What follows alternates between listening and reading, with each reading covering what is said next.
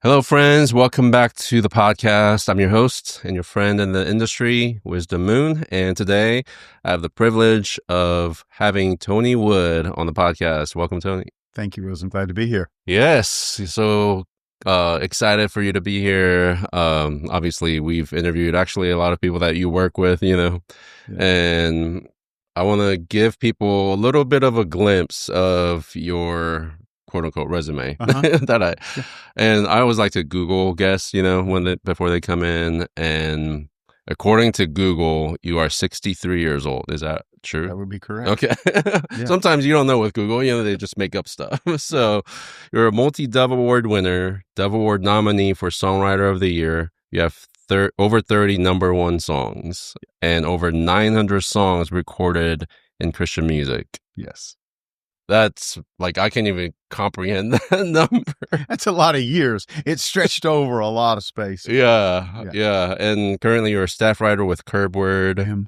Been there 10 years now. You've had songs cut by Michael W. Smith, Dolly Parton, Zach Williams, Reba McEntire, Newsboys, For King and Country, We Are Messengers, Toby Mac. The list just is unending. It's a good variety of people. Yeah. So I guess I would love to, talk through how have you been doing this for this long? But if we could start with how did you even get started in writing? Yeah. I grew up in a small farm town about an hour north of Raleigh, North Carolina. I mean, truly a one-stoplight town. Somewhere between pop music on the radio and church music. I always loved hymns as a kid. So many long, boring sermons, and I like books, and the hymnal was the only book close to me. So I would open that and just read. I remember reading the text of "Holy, holy, holy, Lord God Almighty, who wert and art and evermore shall be." And as a 12-year-old, you can't get your mind around what that really is. But something in the language always captured. I loved hymns. Church music was a big part. Youth choir was a real thing in my church. Exposure to, this would be the late 70s, exposed to what would have been the contemporary edge of music. Great guys like Kirk Heiser and others were writing for youth and youth choir. So were you in the youth choir? I was not good, but loved it. It was kind of in our town, if you were going to visit Six Flags or King's Dominion or something, in the summer you had to be in the youth choir to go on the choir tour and be a part of it. So there was real motivation for it. And somewhere along the way, Wisdom, I sat down at the piano and made something up. A really crappy love song. and played it for a girl in my youth group. Nice. And nobody punished me. Nobody said, "Don't do that," or anything. And I just kind of kept on the road. What did the girl say though? We went out for about a year or so in high school. So I kind of, maybe that was the taste of music has got, suddenly the nerd has a tool in the tool belt at that point. Yeah. And I wrote, just like every guy sits down to write love songs. First, I wrote a few of those, and then just started writing songs about faith, just what I was going through, what my friends were going through. My church was real supportive of that. It was a smaller, small town church, but they gave us a chance sometimes on Sunday night to sing a song as a part of it. And I didn't want to sing my songs for anybody, but I had friends from youth choir that were good singers. So I could teach them the song. I'm not a great piano player, but I could clunk it out enough to help get them through it. And something in that just lit a fire in me. I got to sit in my bedroom and scribble down on notepads and find some chords and stuff like that and teach it to them. They would have to get up and be the face in public because I did not want to do that at all. And I would go home from that really satisfied, Mm. like the message got out, said what I wanted to Yeah. just to say. Pulled together a group of a couple of friends from high school in the first year or so of college, and I played and they sang, and Mm. it was Bill Gaither and Dallas Holmes songs at Oh, first, and nice. then as I wrote more, we kind of subbed in my Yeah. songs, and until it was kind of a full program of that. Yeah, so I got kind of bit by the songwriting bug through all of that. So I'm curious because most people, I would say now at least, if they get the songwriting bug, they immediately think, I'm going to be an artist. Yeah, And that's almost like kind of tied together. yeah. So did you ever have that desire to be in front of people? No, not at all. Yeah. Not then, not now. I think too. I knew. Uh, I was a pretty deep dive student on pop music, Mm. looking at writing credits, and I knew like, oh, Elton John's the guy who writes the music and goes out and sings it, but Bernie Taupin is the guy who gives him the words. Mm. So somehow I saw, well, it's a possibility of a Oh, lane right there, the guy that's kind of responsible for the words part oh, of wow. it, and other lyric writers along the way. Yeah. So no, it was a kind of a do or die, very narrow thing Yeah. that I was aiming for. And at that time, I mean, it was probably not common to see people making a living from being a full-time I songwriter. never met a songwriter Yeah. until I moved to Nashville in the late '80s. Like Oh, I would read about it. I mean, I got magazines, and yeah. I mean, good Lord, the internet wasn't then, so it was like Yeah. whatever few books on songwriting you could find. There were a couple of magazines, and there was CCM magazine was going, and there was a kind of a trade business. Not a full magazine, but like a 6 or 8 page thing that came out every 2 Mm. weeks. Kind of expensive, but I subscribed to it. That kind Mm. of told who was at what companies, Oh, who was doing what. It had a chart in the back, and so you could wow. see writers' names Yeah. and all of that. Yeah. So did you go to school for songwriting? No, I didn't know about Belmont or MTSU or something Yeah. out there a state away or anything. No, I went for I- youth ministry, student ministry was Oh, okay. kind of also a passion of mine. So So what that's what led I you went to for. Nashville? Well, through college, I mean, I really continued writing songs Mm. uh, in this slightly obsessive way. Like, this is not a proud story, but I would get the syllabus, early September, and my thought was I was not a great student, and I wasn't motivated to be a great Mm. student. I liked schooling, but an A or a C. This is terrible. If a parent hears this, or their kid hears this, this is I do know parents I do know. listen to this. Yep. Fast forward, parents at this point, skip over this next part because it's not for everyone.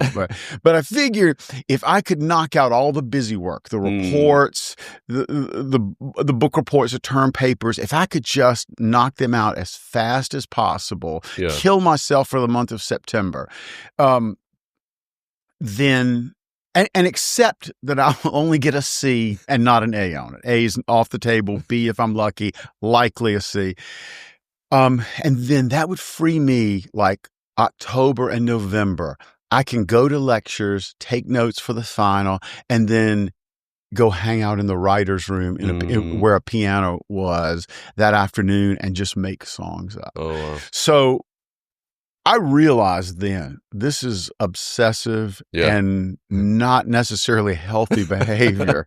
This is either going to lead to something or I need to stop it. Yeah. And I just didn't stop it. And it was a frustration. Like I couldn't find people to co-write with. I'd go up and down the hall, try to find guys playing guitars, playing a James Taylor song or something like that. I was like, hey, you play guitar? Yeah. Hey, would you like to write a song? And they're like, hey, get out of here. No, I don't know. Nobody wanted to write a song like I did. So I still just kind of kept on by myself through that. So it was at the end of school. It was like, and I went to seminary after that to kind of really get prepped for student ministry. Because I worked a ton of different jobs, but but on church staff for a good portion of that, as a student pastor and leading worship also. And I was wrapping up school, and just there were songs in boxes under the bed. Oh, wow. And I remember I would lay in bed at night, and it was this claustrophobic kind of feeling of I can live if I take a chance and somebody says, "Hey, buddy, you're just not good enough." But I can't live not knowing. I was like, I would have been probably 25 at the time. I had been writing for like 10, on and off for 10, as much as a college, high school student does, but pretty obsessively. So I had about 10 years worth of stuff, and I thought, if I turn 50 and that box is still under my bed, I can't live with myself with that. I can live with no, but I can't live with the not knowing. Yeah. So I knew at some point there's going to be this, I've got to meet somebody. I've got to do something, and nobody was coming to my area. So I was married at that time. School was wrapping up, and it kind of became like, this is the window. Because if not, I'm going to take a church job somewhere, probably on the East Coast, and then you know how quickly something like that 1 year turns to 10 years, and you're no further down the road on that. So that was the window when my wife and I. Man, I mean, her belief in all of this, just cheering for that and willing to take the chance, leaving both of our families in small towns in Virginia. So there was a window where we moved here knowing nobody. Wow. And they say Nashville is a 10-year town. Yeah. Nashville is where dreams go to die, and nowadays I see more than ever. I mean, I haven't been here as long as you have. That a lot of people come here expecting it to be more of a 10-month town than a 10-year town. Oh, yeah. So what was your experience once you first moved here? Well, my first experience was like, hey, we moved here on a Saturday. We don't know anybody to call. Oh, we got to get jobs on Monday. We got to take temp work and start paying for this little apartment over near the airport. And then once we can kind of, do that, then we'll look up and start to look around this town. So we did that. I started trying to take advantage of what songwriting opportunities there were. Gosh, I mean, these days with podcasts and conferences, and there's so many books and the internet, there's so much material out there. The things for me were, I call it the University of the Bluebird Cafe.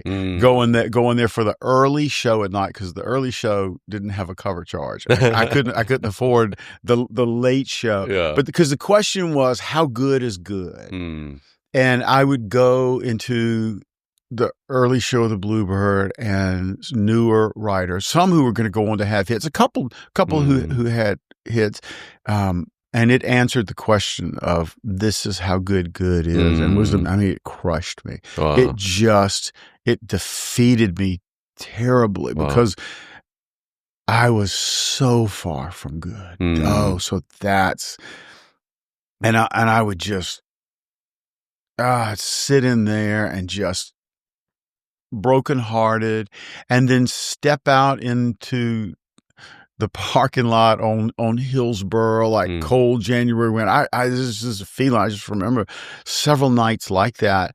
And, I don't know, something would kind of call me back to life in that. It was like, well, wait a minute. You've come this far, and you really do believe God is the one writing your story. And it was not a foolish spur of the moment decision to be there.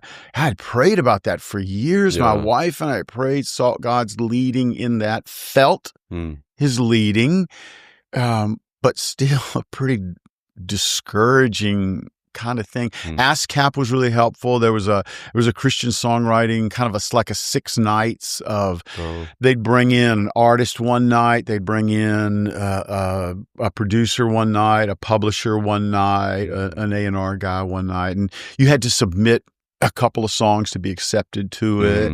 And I did that and was accepted for that. Tom Long was the ASCAP member relations guy at that point. And when it was over, a significant part of that for me. Well, another thing about being here in town was this town had something I had never been exposed to before, which was a Christian radio station. I'd never heard 24 hours a day these songs on the radio at that time, because it wasn't out there in a lot of parts of the country. And the chance to see so many of the artists that I was like going to the Lifeway stores and everything and looking at the records in the rack and go, oh, that's so-and-so artist. Oh, look, they're playing at a church in Franklin. They're playing in Mount Juliet and stuff. So and being here got to suddenly take in a lot of Christian music live. But to get back to ASCAP, one of the writers, I think Niles Borup, said, he was a staff writer at Word at that time, said, the hardest meeting to get with a publisher in Nashville is not the first meeting. The hardest meeting to get is the second meeting. Wow. And something inside of me at that point knew, I think he's right. It's like you get that one chance to make that first impression. And I'm an introvert anyway. I'm not a walk in the room. Hey, my name's Tony. You need to meet me, and here's why. I'm not that at all. And I knew, I mean, that's like that quote haunted me a little bit for a couple of months after that conference was over. I was like, wait a minute. So I only get one chance. I need to know if I'm ready for my one chance. Who can tell me when I'm ready? And I thought about Tom, who had hosted the ASCAP thing. I didn't know him well because I was the quiet guy who sat in the back and didn't ask a lot of questions and didn't introduce myself around. And I thought, and you kind of know at some point in this whole thing, there's a cowboy up moment where you've got to initiate, and it's everything that I'm not, but I accept the fact it's part of it. So I decided I'm going to ask Tom to be the guy to tell me when I'm ready. So I called him up and I said, Tom, I was a part of your conference thing. You probably don't remember me because I sat in the back quiet. Somebody said this quote. I believe that's true. I need somebody to tell me when it's the time for me to approach a publisher. Deep breath. Here's the ask. Tom, will you be that man for me? And he says, well, nobody's ever asked me that, but okay. He said, every few months, why don't you bring me 2 or 3 lyrics that you've written? Because by that time, I had been critiqued a few times, like you had to submit something through ASCAP to be a part of that. And I had mailed songs in. Part of that CCM update thing, they would say, for the next 30 days, so-and-so at this label will be listening for songs for so-and-so. You could mail stuff into town. I mean, that's how long ago it was. Those days are gone. And the response always that I got back was, wow, this music really sucks. Wow, these lyrics suck a little less than the music. And it kind of, it helped me define, because I mean, it's truly got that multiple times in some feedback. And it helped me realize, you know what? I love the lyric part of the song. I can functionally make up melodies to go along with it. But if I had the choice of just putting time in one or the other, I'd love to just write the words. So I had really had shifted at some point a year or two before, just writing words. And so what I took into Tom was 3 pieces of typed paper with a lyric on it that somebody could sit at the piano. Again, I knew that was how Elton John and Bernie Taupin wrote. I mean, your song that was a hit for Elton, Bernie just basically typed out the words. Elton sat at the piano and played "It's a Little Bit Funny," this feeling inside, and that's how they worked. And I was hoping, well, could I maybe find some guys that want to do that? Yeah, that's amazing. The fact that, I mean, I can't even imagine today having access to information of like, this publisher's looking for songs for this artist, submit it. Yeah. Like, it's unheard of. Yeah. But it was a different day. Yeah. And because so many more songs at that point were outside songs that the artist was a singer. Yeah. But they weren't really a writer. And so the A&R really was finding the great songs that were out there. And then they would put out a record of 10 of the best songs that they could find at that time. Wow. I mean, that's a big change in this town in this day. Yeah. So Tom was helping you kind of. Tom agreed to take a meeting. So the first meeting comes. I walk in, put 3 pieces of type paper on his desk, stand still while he reads it, try not to twitch and itch and everything like that. And I mean, it was just so tense in me at that point. And Tom looks up and says, "I know some people you need to meet. Get in the car." And I've told this part before, and I was like, "Tom, you got to give me a minute. I got to go to the bathroom."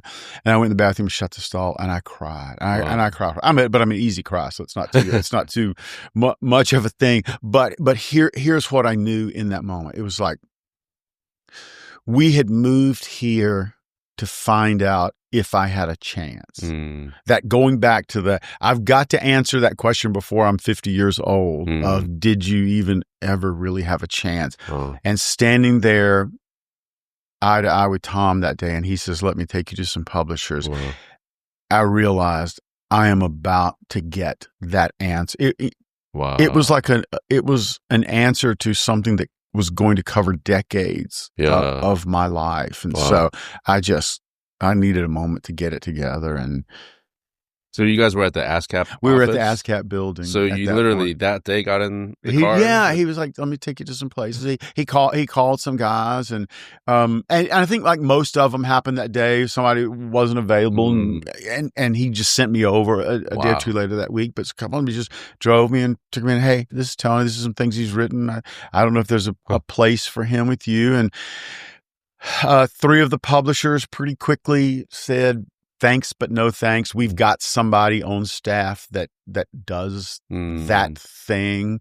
Because there were, in the 80s, early 90s, that was more of a lane of there were real lyric writers who wrote it and just gave a lyric to somebody. And they Claire Cloninger was at Word at that point. Was a lady out of Alabama, but made a lot of trips here. It was just a hero to me, and was on just all the good records with she'd write a lyric and give it to somebody around that artist, and they'd write it. And I love that kind of the thought of getting to do that.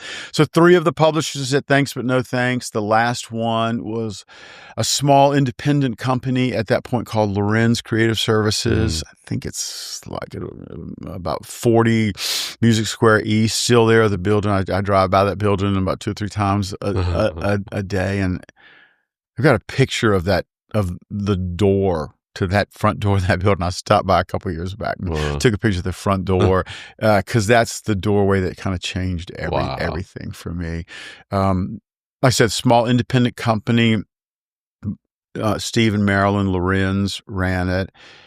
Elwin Raymer was kind of the head of it for them, and the song plugger was a guy named Michael Puryear, who was a songwriter in town himself.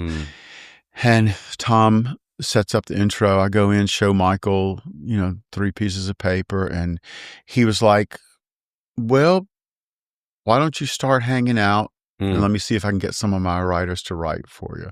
Back in that ASCAP conference, one of the writers or somebody there said, "You need to drink a publisher's coffee," which is a great way of saying you just need to be present. You need to be in that office. And I remember when Michael says, "Well, hang out. Let me see if I can get some of my writers to write with you." I was like, I'll get to drink his coffee. Then I'll just get to be here in the hallways and in the rooms. Wow. And it was a small company, but they had a great staff of writers at the time when the inspirational thing, Sandy Patty, Larnell Harris was going strong. They had writers that were killing it on that front. They had the first couple of publishing on first couple of records of Stephen Curtis Chapman and a guy named Marcus Hummon were guys that were, a wave before me through the door, had been there like 3 to 5 years more, and they were beginning to sign some newer writers at that point. And so I was working on a church staff here in town at that time, took Thursdays off, and Michael began to book me writes, a write or two most Thursdays, because all I had was lyrics. I didn't even have songs at that point that they could pitch. So I kind of began at his invitation of hanging out to start to build a catalog at that point. And we did that for a number of months. And he called me one day at church and said, "Hey, swing by this afternoon. I want to ask you something."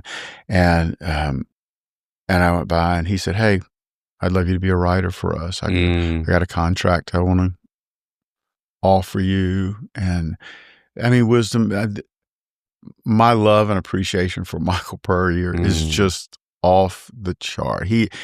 Every life has significant pivots in it. Yeah. And that day of meeting him and his belief, and as a writer, Michael was a little bit more on the lyric side as a writer himself. So I think he understood kind of the doorway I was trying to come from. So wow, I mean, my life changed that day. That's amazing. Like from the day you moved to Nashville, how long did that take? We would have moved August of 87, and I signed my contract on April Fool's Day, 1990. I should have been suspicious about that. So, I mean, it was kind of a 3-year for the 3-year town for the beginning of it. Yeah. But I'm saying April 1st. I'm beginning to build a catalog going. And at this point, you don't have any cuts with any. No cuts at all. I barely have 3 or 4 completed songs with guys that he's set me up with at that point. So yeah, I'm building it, and it took a couple of years at that point for my first cuts. And so when you got the contract, did you get it like a big advance that allowed you to quit the church job? No, it was almost like a no. I mean, it was a very small advance. Here's a great piece of that story too. Like, I love Michael and I love Elwin Raymer for the opportunities that they gave me. 4 or 5 years ago at an event one night, when I'm sitting at an industry event, and Elwin and his wife are there, and so we're kind of catching up, sitting there talking, and he leaned across the table and he said, "Can I tell you something?" And I know, like, oh, it's about to get good. He's gonna really tell us, and he goes, "I didn't really want to sign you." Oh. And then it's like, oh, it's really good now. And I was like, "Please tell me more." And he goes, you were just so quiet, and I didn't think you really had the fire in you. And I was like, well, of course, that's exactly true. That's how you would have experienced me. And he goes, "But Michael kind of really believed and really pushed, so I went along with it." And I agree. I love that he told me that story at that point. So I had a full-time church job. We were starting to have, we had the first, my second daughter, I have 4 daughters, would have been on the way at about that April when I signed, and we kind of felt strongly like God wants my wife to be at home with the kids. We made that commitment. So this was kind of the church job. So again, for like 7 years, I wrote on Thursdays, but I also, because I was writing lyrics, and I met new writers who were coming through town at that point, and young guys he was setting me up with. some who liked to work with a lyric. So I could meet in the Shoney's parking lot at 9:00 on the way with the guy and drop off. Say, hey, I wrote this a couple nights ago, and then he's working another job in town delivering tickets and stuff like that. So he's riding around all day with it on his car, working out a melody in his head. Wow. So we were able to write a good number of songs that way, but only like a day or so, and sometimes at night. Wow. But it was not diving in to songwriting. It was 7 years of that. Wow. Kind of writing part-time. But during that time, in God's incredible graciousness, I got on some records, that did well. Do you remember your first cut? Oh, everybody will always remember you'll always remember the first cut. You'll remember the first time you heard a song on the radio. You'll remember songs that I call kind of pivot songs along the way, like this changed something. This introduced me to another tier of writers that I had not met before. Oh, I remember all of that. So what was your first cut, and what was the first song you heard on the radio? Okay. First cut ever. I got to give a little context here. I said I came in like the 90s, so it's that inspirational thing. Big piano, strings, big vocals, singers, all of that. And so I was writing some of that. My first 3 songs then that I got recorded that way, Michael pitched to Southern gospel artists. Because that church music thing, it's all so close, whether it's Southern or whether it's inspirational, all that. He pitched to them. So like my first 3 songs were Southern gospel songs. And, it messed with me a little bit because I'll just tell. I'll tell it. I let it get in my head. It's like, I don't think I'm a Southern gospel writer. I knew Southern gospel and Gaither from growing up and in my church, but that wasn't really the artist that I had my eyes on. Yeah. And I mean, at some point, wisdom, I feel like God just kind of body slammed me about that, and I came to realize, anytime any artist anywhere chooses a song of yours, you just choose gratitude. You are grateful for it. And I do. And now I have great respect for that genre and the artists that are so faithful in that world. And their calling and their ministry is not the calling and the ministry of Brandon Lake or somebody like that, but they're ministering to different parts of the body out there. And I love to be a part of that. So that was a part of it. First kind of AC song that I ever had. There was an artist named Ray Boltz who had some big songs. Watch the Lamb and Thank You and everything. And he went to Word and was doing a very kind of pop record. He still wrote most everything, but Michael pitched a song over called Saving Grace that listen back to it like it was the days of Footloose. You can hear Footloose in the track. A guy named Danny Myrick and another youth pastor here in town, Brent Ronald, and I wrote, and Michael pitched it, and Ray recorded an outside song, and it was the first single off of that record. And I remember driving home from church one day listening to WNAZ, and they played my song on the radio. And it's like, for any writer, that moment is everything you've ever hoped it would be. Oh my gosh, that's my song on the radio. And then in 3 minutes, you realize, I've never thought about life beyond this point. I've never thought about, so what happened? Because you live to get that one song on the radio at some point. And then it's like, okay. Well, I'm glad I've been writing some more songs. I'm glad I've got some other songs starting to be on records, and maybe some others will come out. It's a funny moment. It's amazing. And then it's like, wait. Yeah, I mean, that totally makes sense. And I mean, I have seen songwriters have that same experience of like hearing their song for the first time on the radio or sync or whatever, and I mean, it is very, life-changing and Oh, impactful and gives you this like unique motivation to continue, yeah. to Yeah. write. So, You've reached for that. You've wanted that for so long, yeah. and I mean the encouragement in that is significant. Yeah. So, how many years from moving here until you got your first cut? Probably 5 for my 5 first years. cut, and then probably about 6 for first single to that moment of hearing it Yeah. on the radio. Yeah. So Man. not quite 10 years, Yeah. but And since then, how many publishers have you, partnered with? yeah.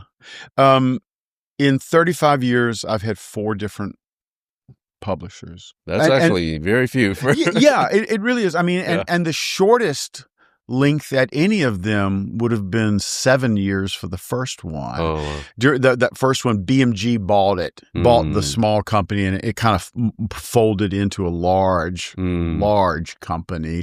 And there was just some changes. And at the end of that, I had started to have some nice things happen. Artists like Point of Grace recording songs, and at a point where records were selling, whether or not you had the single at that point, their whole project was selling. So to have songs on records like that were significant. Yeah. I had a window in '97 where I had kind of I'd been on church staff here enough to graduate 2 groups of kids kind of through, and it was time to either redream. Yeah. And I really needed more time for writing. That Thursday and nights, just there were more opportunities than that was allowing me. Yeah. And the Benson Company reached out with an offer that would allow me to have a little more, to step away from the church. Not that it made 100% sense, because we had 4 young kids at home by that time. Yeah. But it was, again, kind of my wife has always been up for the adventure, and so it was a leap of faith to do that. Yeah. And to go, okay, we're just gonna buy groceries off of advance payments at this point. But I did. So late '97, stepped into it full time. Yeah. And fast forward, I mean, I read some of your resume. Like, I mean, it's really impressive, and it's hard to find songwriters that have been doing this as long as you have in Christian music. And I guess one thing I'm curious about is because you have such an amazing reputation in town, and a lot of people, have said to me, Tony's like the pastor in the room when we're writing, and you're so like in love with the Word of God, and what you bring to the write is so valuable. And I'm curious, like, how do you continue to write for people? How does it not get old for you? I still do. I love it as much today as I did when I was 18 years old. The thing of wrestling to say it, because I believe as much now in the power of the right song at the right moment, the way that it impacts, the way that I still feel when I hear songs that just hit you in the heart, and you go, "Oh my gosh, I've never felt it exactly like that before." I love the people that I'm in the rooms with. It's funny. It's a combination these days of old friends, artists or people that I've known for a lot of years, some acquaintances we may have written 2 to 3 or 4 times, and then strangers. Walked into the room with a stranger yesterday, but I trust that part of the process. It was such a reminder. It's like, because we talked about it, it was 3 of us in the room and one that neither of us had ever met before. And within about 9 minutes, that person was talking about their divorce and the difficult things that they went through and what God was teaching them through all that. I go, that's the really special safety of a writing room, when you create that environment where I just want you to be real. I want you to bring what God's doing in your life, what you're experiencing, the passion you have to say that. So I want to create that for people in the room. So the writing room is the safe place. How to still do it. I am at such peace that our God is inexhaustible. We will never understand everything about him. Now, have I probably at this time written 30 songs about the faithfulness of God? Yes. But as you grow and as you continue to learn and experience him in new and in different ways, an illustration that's kind of worked for me along the way of what a song is like, it's a new window into an old idea. Like I said, as many songs as I've written about the faithfulness of God, you think about this town, how many different people from different perspectives. But your window 5 years ago about how good God has been to you it's a slightly different window now. So though it's a topic you've written about before, you just continue to look at it differently. And sometimes we'll walk in the room with somebody who goes, "Hey, I want to write about this, and this is what I want to say about it." And I'm like, "Oh my gosh, I've never looked at it that way before." And I love the challenge to try to give words to that. So yes, you do write a lot of the same themes along the way, but music changes up, melody changes up, style changes up. That keeps it really fresh and really interesting to me. Yeah, that's amazing. Do you ever, at this point, turn down requests to write with you? And what is that filter? Well, I'm real trusting of my publishing guys and things that they put on the calendar. Like if it's sometimes I look down and go, "Oh, they put somebody on there in a couple of weeks. That's a total stranger." But they'll usually give me a couple of clips of music or something about who they are, and I'm real trusting of that. I mean, sure, everybody wants to write with an A-list artist every day if that's possible, and that's just not possible. Most of those artists are out on the road and gone so much but they have seasons of availability when they come around, and periods when they're back in writing mode, and then long stretches when they're not in writing mode. I mean, there's always that, but everybody that I've written with and had something great happen with, I mean, like first time I wrote with Zach Williams, he was not signed. He was a friend that Jonathan Smith found and said, "Hey, I'm bringing this buddy to town. You want to write a song with him?" It was like, well, that turned out pretty well that day. A song on that first record that did well. So I'm always open. I don't know where the next good song is going to come from. So I'm very open to that. I mean, I can't do everything with everybody that asks, and I want to be a good. It's just a stewardship of time. And would you say, well, what you said earlier about basically the harder meeting to get is the second meeting with publishers?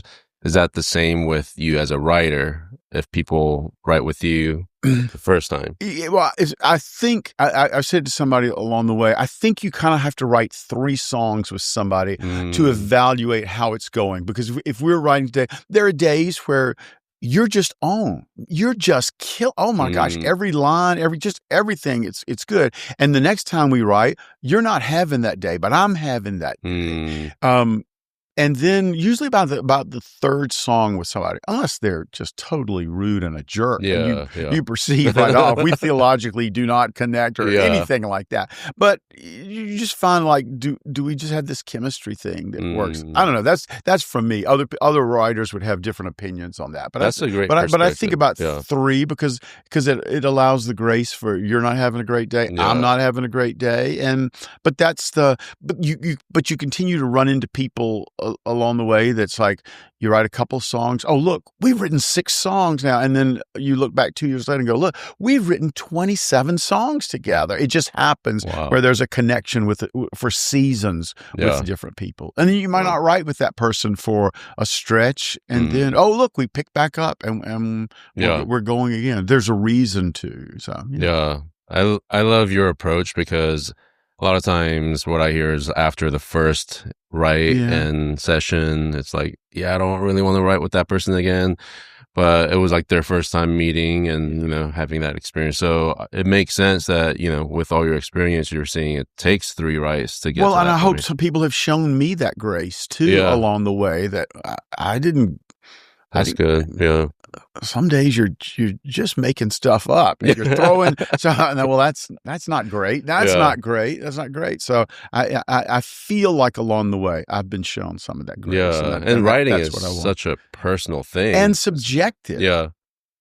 I mean, because I walk in from the perspective of, I mean, I'm just blue collar. Let's work. Mm, I want to serve the artist. I'll say that to the artist that I want to serve with you. I want to be a student of how you communicate. yeah. Every artist has their own language. I mean, we're talking about the Mm, same ideas, and we use a lot of the same words. But yeah. every artist has ways that they like to say things, and Mm, I try to be a student of that. mm, And uh, but I want to help them build a song that they will love and not just love today, but if we yeah. do our job really, really well and some amazing, I mean, it's so subjective. Any song on any record it's jumped 40 hoops to get there, Mm, and it's all subjective. Did their management like it? Did mm, A&R like it? They cut it? Oh, but the cut just wasn't magical. It didn't mm, happen.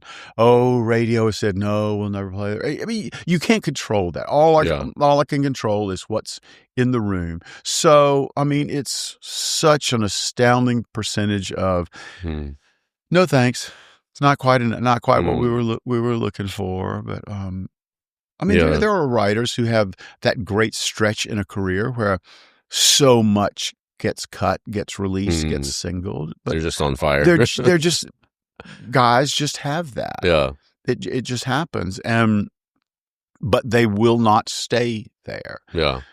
And for most people, it's far more no's than yeses Mm, along the way. That's just the lay of the land there. yeah. Man. So I want to ask you some questions to maybe help some younger songwriters, Hmm. maybe the younger Tony, Yeah. um, whether they're female or male. I mean, there are people that are called to mainly write, not pursue artistry. And one thing that I've heard from a lot of people is that nowadays you really need to write with the artist in the room. Otherwise, the likelihood of you getting a cut is very low. Is that what you've experienced? I think that's the reality of this moment in this Yeah. town.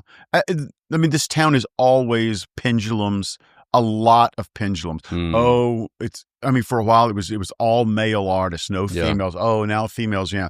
Oh, it was very pop. Oh, now it's very acoustic folk. It's very country. I mean, style, Yeah. lyric tones, so many pendulums. So, Mm, I mean, I think that yes, at this moment, mm, and I don't really see it changing in the foreseeable future, yeah. that there are not as many artists that record outside songs Yeah. until somebody at a label decides to do this radical thing and sign an artist who's an amazing singer Mm, and put the word out in the town, give us the great songs that nobody has recorded, and let's see if we mm, could do it with ours. But the reality is, yes, right now, there are just in the last good number of years, songs that I've had recorded have been with the artist mm, in the room. yeah. And I mean, I can definitely see the pendulum thing. I never thought of it as a pendulum, but yeah, there are changes. Even, I've seen even with radio how they approach songs and how A&R approaches Yeah. songs. And so where it Um, is now is not exactly where it's going to be. I mean, yeah, some fast pendulums, some slow. yeah, Um, so I don't get too cranked up about a lot of yeah, that stuff because it's just going to change. yeah. And I guess one thing that's also changed a lot, especially for how long you've been doing this, is how people consume music. Yeah. From cassettes to CDs. That's what I grew up on. Yeah. And Yeah. then Yeah. downloads, and then now Yeah. streams and streaming platforms. pay out around 20% of the royalties to the publisher songwriter, which is, obviously very small. Yeah. And I've heard a lot of concern and frustration from songwriters going like, I can't make a living now, unless a song really goes big on radio or something. So what would you encourage younger artists coming up that may not have 900 cuts right now in their catalog? That's just the reality. I mean, everybody enters this town through a door, and that was not the door I entered through, but it's the door of everything that has shifted around me, and it is the reality for a new artist. I do think, though, I think great songs are always what will pave the way. I think for a new artist writing a great song that perhaps a publisher could see and go, this is amazing. I'd love to play it for this artist. Now, this artist may want to change some things to make it a little more theirs and their language. I do think that's a doorway in for new writers at this point. The great song will always do it. So just keep writing until you get that song. Or, I mean, it's the reality of you come to town with some people. I mean, you come to town and you aspire to write with who's at the top of the charts, but perhaps the person sitting beside you at this concert or this conference is the person who's going to be that person 6 years from now. Whenever if I'm teaching at a conference and something, I will always tell the people in the classroom, you think you are here for what somebody is saying on stage in front of you, because we kind of elevate the people on the stage. This person has had some success, so listen to what they're saying, and you think that's why I'm at this event. That's my takeaway from this. And I tell you, the better reason to be at that event, yes, get what you can get from that person speaking, but do not miss who is sitting the rows around you. That's powerful. Because you are in a room with people who have also committed enough to their craft to pay to be a part of that conference. So they have some real fire and some passion for it. And maybe you, I mean, because we all aspire, I mean, to write up, to could I ever get a song with so and so, and that's just, I mean, that's not good or bad. That's just real. Gosh, we all would love to hear this artist sing our song, right? I sure have along the way, but the people that are here could be the next ones. Don't leave that conference without getting 3 or 4 names of people that you had lunch across the table with, that you can go back to Oklahoma and South Carolina and Montana and Zoom right with them when you get back. I think that's such an important point, and something I've been really thinking about a lot lately is, instead of fixating on the artists that are ahead of you, look next to you and go like, what if, I collaborate with this person and then maybe their career takes off faster than mine? Or, I think there are a lot of opportunities missed because we're so distracted by like, I want to achieve this now. But I think that's such a great piece of wisdom right there. I would say the other thing that, I often hear from artists that write and, songwriters is like, how do I get my song on the radio? How do I get my song to do this or that? And obviously nowadays there's TikTok and social media and songs blow up. And I'm sure you've heard all the different complaints and stories in the writing rooms. Well, and I watch the amount of energy that artists put toward that. And it's just the reality, and it's life sucking, and it takes time that could be spent towards something else. but it's just the marketing reality, right? Mm. And so things like that, you can rage against it and go, it's stupid, I'm not going to do it. Or you can just get a good attitude from within and go, Mm. it's what's necessary, it's what's required for now. Okay. Yeah. Um, One last question I want to ask you before my wrap up question is for the artists in the room that you've written with. Since you've written with, I'm sure, hundreds of artists at this point, what's one thing that you would say to an up and coming artist that you've observed in, really your relationships and rights that you would say, man, I'm seeing this right now with the up and coming artists, and maybe I wish they could think about this through this perspective, or what have Wow. you seen as like, man, if they could just pivot this mindset? That's a great question. The ones that I enjoy most, I'm going with what comes to mind with Yeah. this. The ones that I enjoy the most are the ones who are the most articulate about what their calling and mission and passion is. Yeah. That these are the people that are on my heart to speak to. That's Because, good. like I said, I love the variety under the CCM, and the whole Christian umbrella of types of people that we talk to, and it's different from artist to artist. One's calling is not like the others, but the more that they can answer that. And some of that is pulling from their story, the things that, what do you know that you know that you know that you know to be true about who God is, and what has He done in your life, and what can you tell people? This is who He is. I really find I listen in those conversations for what do they say about the character of God. Tell me who He is. How do we now we can wrap that up in country language. You can wrap that up in pop language, church language, a lot of ways like that.